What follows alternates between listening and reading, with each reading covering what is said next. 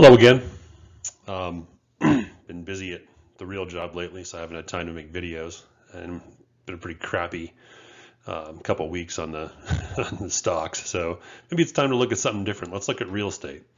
Um, when it comes to investing in stocks and whatnot, I really am a putz. I don't know what I'm doing. I may be pretty smart and I've got some tools, but do I have a track record as a successful stock investor? Nope. But in real estate, on residential real estate, I've actually done pretty well for myself. I'm not trying to brag. I just have. Um, and people say, oh well, residential real estate isn't an investment. Um, well, just tell that to the people over the last 12 years who have done pretty well in residential real estate. So anyway, I live near Denver, Colorado, in the USA. I owned a house for 8 years, and I sold it in December of 2020 because I thought the market was going to tank. It didn't make any sense to me in COVID that we had real estate prices starting to spike up. So I said, let's get out of here. Well, since then, it just kept going up, and luckily, I bought a new house. But anyway, over the 8 years that I owned the first house, the Case-Shiller index increased by a total of 81%. Personally, on my house, I doubled my money, mainly because I bought a distressed asset. I made some improvements.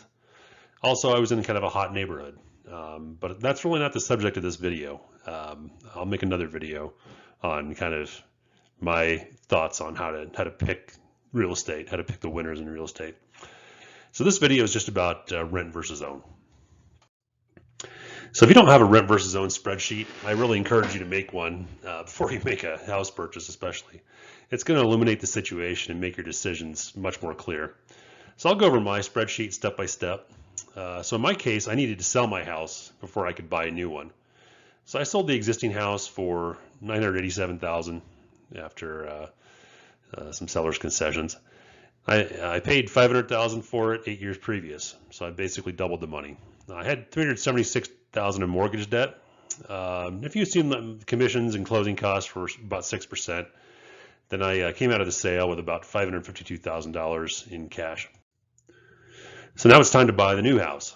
In my case, I paid $718,000 for a new one.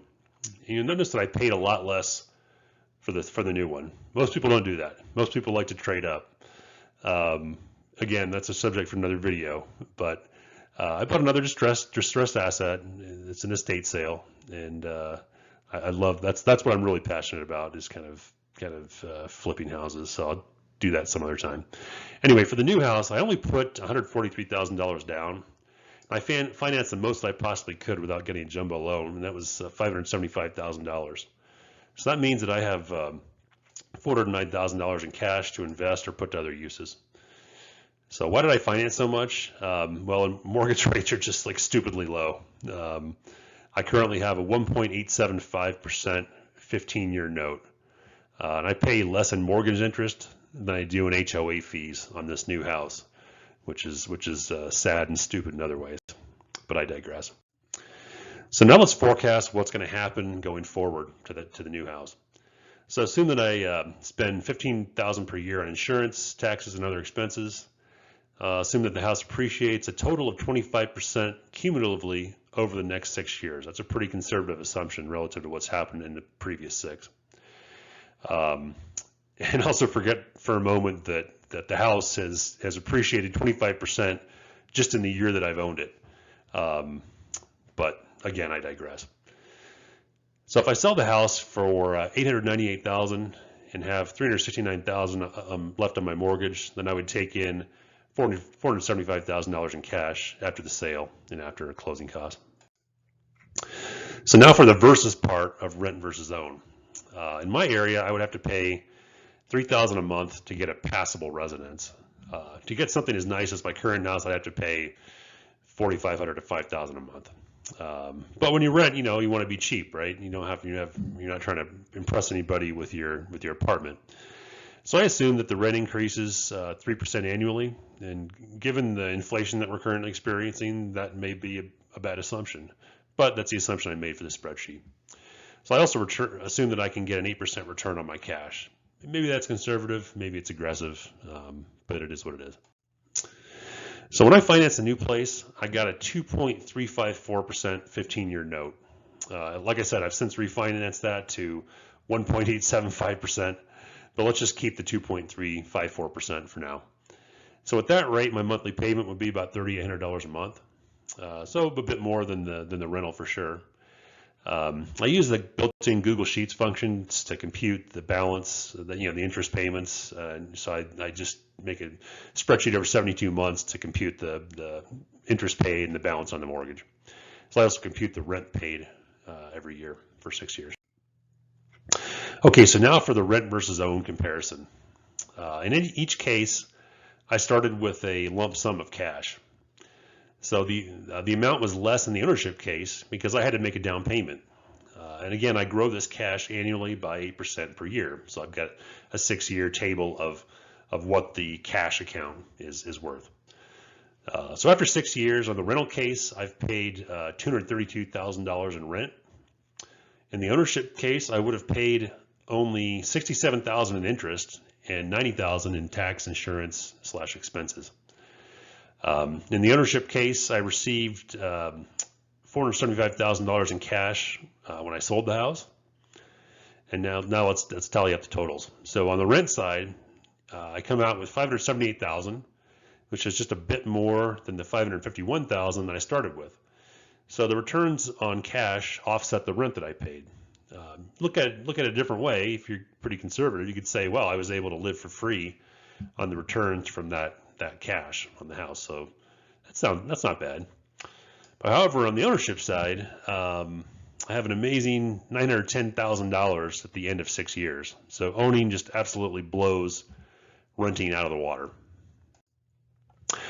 Okay, well, you might say, what happens if the housing market drops like it did in 2006 to 2011? Denver was hit fairly hard, not as bad as, say, Las Vegas or Phoenix or whatever. But over a 5-year period, the Case-Shiller returned minus 12% cumulatively from peak to trough. So that was March 2006 to March 2011, so 5-year period. If you overpaid for a specific house or had to make a fire sale, you could have lost much more than 12%. But let's use that 12% as sort of a worst case scenario guideline. So now let's redo the rent versus own spreadsheet under a more bearish climate. So we'll assume that the house price declines 15% over 6 years, and we'll also assume that rents don't increase, i.e. we go into kind of a deflationary period. So trying to make the comparison as good as we can for renters. However, in a time like that, you're not going to get 8% a year just by buying and holding the S&P. So I did reduce the investment return to 4%. So still, if you look at the rent versus own, we come out $90,000 ahead by owning. So owning still blows renting out of the water. I've actually done the break even, and if memory serves, I have to decrease the house prices by 25% over 6-year period to get break even renting versus owning.